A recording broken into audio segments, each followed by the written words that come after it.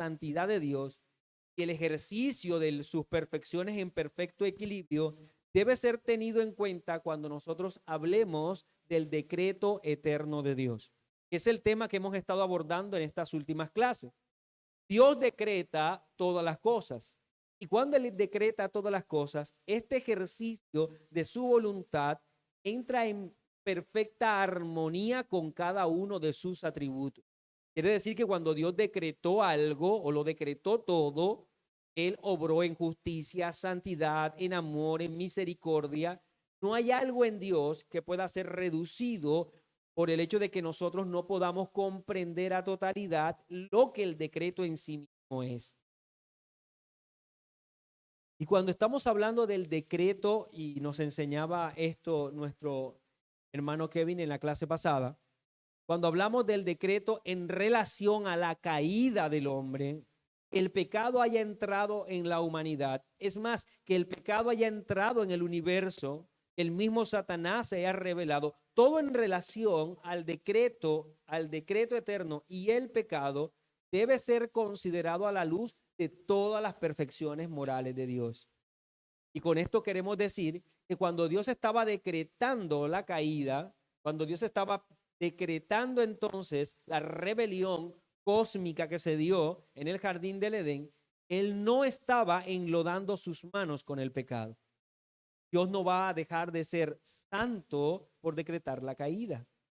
Esta determinación de Dios debe ser vista como una santa. El hecho de que Dios haya determinado que el pecado va a existir en el universo no hace a Dios el autor del pecado.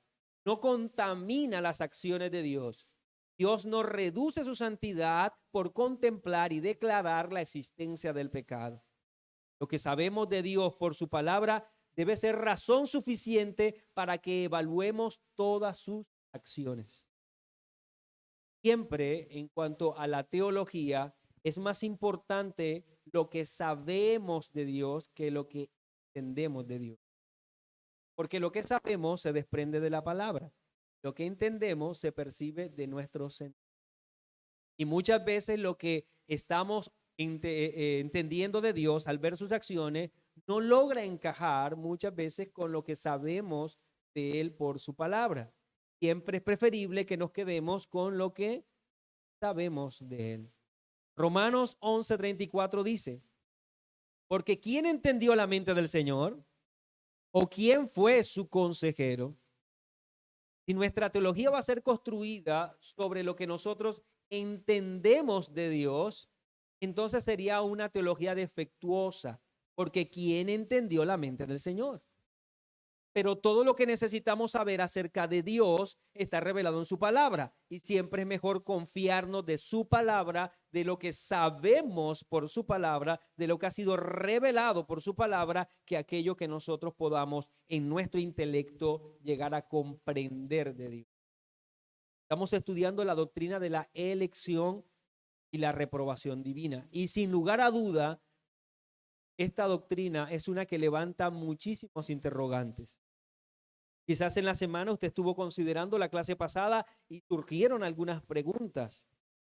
Vamos a dedicar no solamente este domingo, sino varios domingos a seguir repasando esta doctrina. Ya vimos la doctrina en cuanto al enfoque de la elección divina. Y ahora estamos en este tema tan controversial de la reprobación divina.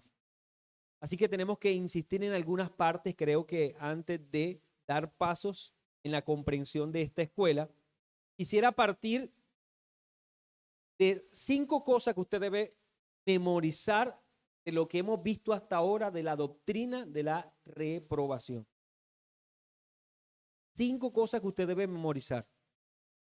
Con el propósito de no perdernos, con el propósito de no tener un enredo en nuestras cabezas acerca de esta doctrina tan controversial, por lo menos memorice estas 5 cosas, que es una forma de resumir lo que ya hemos visto de la doctrina de la reprobación.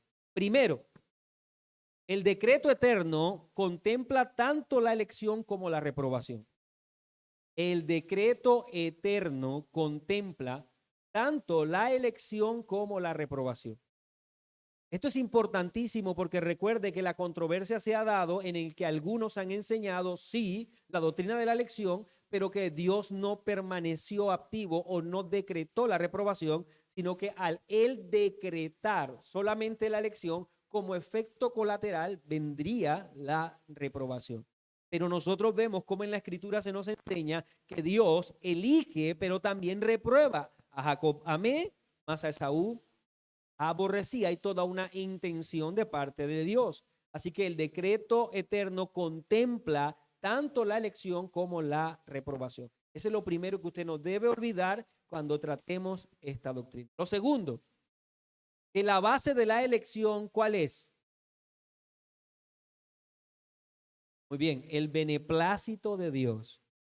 La base de la elección es el beneplácito de Dios. Porque esto es determinante, esta segunda verdad es determinante para comprender o recordar esta doctrina. Porque los arminianos, recordemos, enseñaban que la base de la elección, ¿cuál es?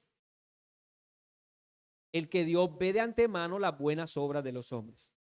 Entonces, la base de la elección es el beneplácito de Dios. Y lo tercero que usted debe recordar, ¿cuál es la base de la reprobación? La base de la reprobación. El pecado, muy bien, el pecado del hombre. Dios entonces no ve la actuación del hombre para elegirle, porque el hombre es pecador, por lo tanto es el beneplácito la base de la elección. Pero cuando hablamos de la reprobación, Dios sí ve la actuación del hombre, por lo tanto la base de la reprobación es el pecado en el hombre. Número 4, que usted debe tener presente, memorizar, es el propósito de la elección. ¿Cuál es el propósito de la elección? La gloria de su gracia. Bien, la gloria de su gracia. Ese es el propósito de la elección. Y lo quinto, ¿cuál es el fin o propósito de la reprobación? La gloria de su justicia. Estas 5 cosas que acabamos de señalar, se puede decir, es lo que resumen todo lo que hemos visto en la doctrina de la elección y la reprobación. Téngalo en mente para no alejarse. Ahora nos encontramos apoyándonos en el documento histórico llamado los Cánones de Dort, documento que abandera la enseñanza de la reforma protestante del siglo XVII. Ahora quiero decir algo, cuando estamos hablando de que este documento abandera la postura reformada, no le estamos añadiendo al término reformado ningún apellido. ¿Qué quiero decir con esto? Que no podemos nosotros decir que los cánones de Dort son un documento bautista. Que no podemos decir que los cánones de Dort son un documento nuestro en cuanto a nuestra confesionalidad bautista. Este es determinado entonces como uno de esos documentos que resumen la perspectiva reformada sin ningún tipo de distintivo.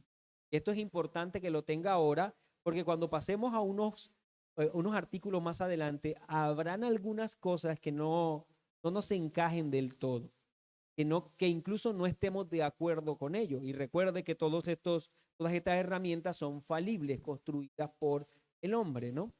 Entonces, es importante que recordemos que los cánones de Dort enseñan la perspectiva reformada del siglo XVII y no está sesgada a una visión bautista solamente. Ahora, estamos en el artículo 15 del primer capítulo y es el que está siendo objeto de estudio. Quisiera recordarles el bosquejo que presentamos para este artículo 15, para que lo tengan presente, ya que básicamente nuestro hermano Kevin lo terminó todo en la clase pasada. Solo nos queda una notica allí que debemos también aclarar o debemos tratar. El bosquejo consta de 5 puntos. El primero es que íbamos a hablar de la reprobación. Número 1, su definición. Número 2, su testimonio bíblico. Número 3, su operación. Número 4, su propósito. Y número 5, una nota aclaratoria y de advertencia. Todos los 4 primeros puntos que en sí son el desarrollo de la doctrina ya fueron tratados. Así que lo único que nos resta es la nota aclaratoria y de advertencia. Así que quisiera terminar entonces, por lo menos el artículo 15, abordando, quizás no lleve toda la clase de hoy, esta nota aclaratoria de advertencia. ¿Cuál es la nota aclaratoria de advertencia? Dice, y voy a ir al artículo 15 en la parte final. Si usted tiene su documento, por favor, obsérvelo. Para los hermanos que nos ayudan, entonces pueden también allí subirlo en los grupos con el propósito de seguir adelante en la escuela. Dice, y este es el decreto de la reprobación, el cual de ninguna manera hace a Dios el autor del